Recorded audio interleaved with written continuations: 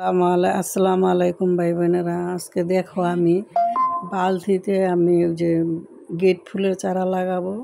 অনেকগুলি গেট ফুলের চারা হয়েছে এই যে বালতির ভিতরে, ওই যে ওইখানে মানে সবটার ভিতরে দুইটা একটা করে হয়েছে। আমি আজকে একটার ভিতরে নিয়ে আসবো।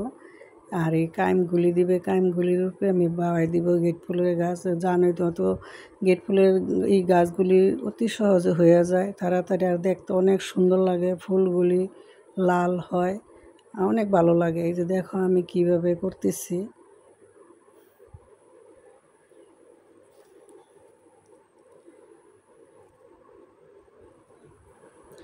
আমি একটা বাঁশের কাইম নিছি, নিয়ে এই কাইমটির ভিতরে আমি চারিদিক দিয়ে ঘুরাইয়া গোল করে গোল একটা রাউন্ড করে বেঁধে দিছি। যে দেখো মানে এটাতে ঘুরে সুন্দর করে একটা গাছটা যেন হয়। ওঠার পরে আমি আবার তোমাদেরকে দেখাবে যে এত সুন্দর লাগবে। পরে এটার ভিতরে আমি আবার লাইটিং করব।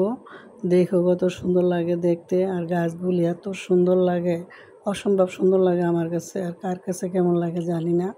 আমি এই যে দেখো প্রায় বাঁধা হয়ে গেছে। আমার বড় বাইরে নিয়ে বাঁধলাম। এই যে দেখো চারাগুলি প্রত্যেকটা বালতির ভিতরে দুইটা একটা করে চারা হয়েছে। এই যে দেখো আমি উঠাইলাম চারাগুলি, দেখতে থাকো।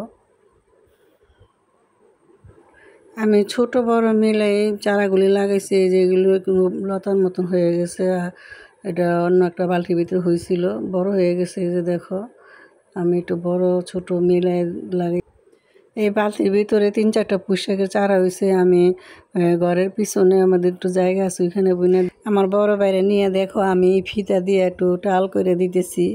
এখানে মিষ্টি কুমড়া গাছ, তারপরে ধুন্দুল গাছ, অনেক গাছ টাছ উঠতেছে। দেখো আমি এইভাবে সুন্দর করে বাইন্দা দিতেছি। আমার ভাইও আছে সাথে। তোমরা কেমন আছো? ভালো থাকো, সুস্থ থাকো। আল্লাহ হাফেজ।